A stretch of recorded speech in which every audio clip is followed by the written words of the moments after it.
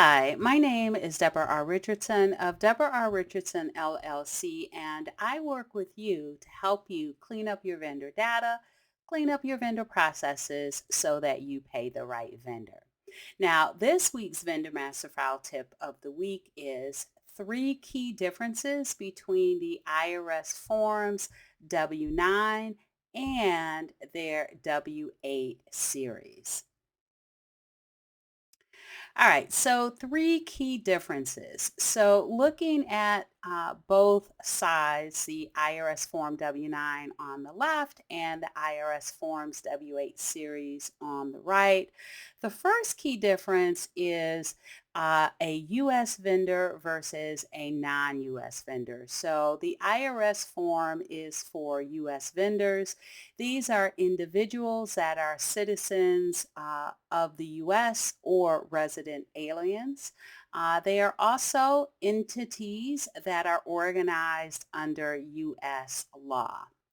Now, for non-U.S. vendors, these are individuals that are not citizens of the U.S. and are not resident aliens and are entities that are organized under the laws of a country other than the U.S. The second key difference is the withholding rates. So the withholding rates are different. So the IRS Form W-9, the withholding rate, if withholding is required, it is withheld at 24%. And if you've been around for a long time like me, at least since before 2018 and probably longer than that, then you remember when that withholding rate was 28%, but it reduced from 28% to 24% effective January 1, 2018. Now, for the IRS Forms W-8 series for non-U.S. vendors, the withholding rate is 30% or it starts at 30%, but it may be reduced based on any treaty claims by the vendor.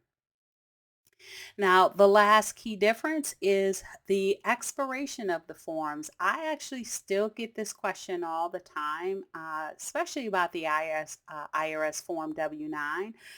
The question is always, does it expire? And it does not expire. As a matter of fact, the IRS puts the onus on the vendor to submit an updated W-9 when their information changes. Outside of that, it does not expire. On the other hand, the W-8 series of the IRS forms, they do expire. They expire December 31st of the third year, and that is based on the signature date.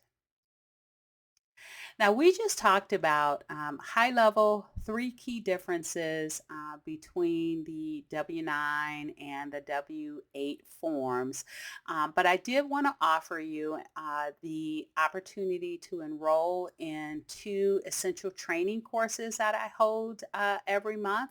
So the newest one is on the first Wednesday of every month, and I talk about the two most common W-8s that we receive in accounts payable, the W-8 BIN and the W-8 BIN E, and I talk about what to look for when accepting those forms from your vendor, and most importantly, when they need to be sent back. And then on the third Wednesday of every month, I do the same for the IRS Form W-9, where we will look at examples of the forms by tax classification. And again, I'll talk about what to look for when accepting it from your vendor, and most importantly, when it needs to go back for correction.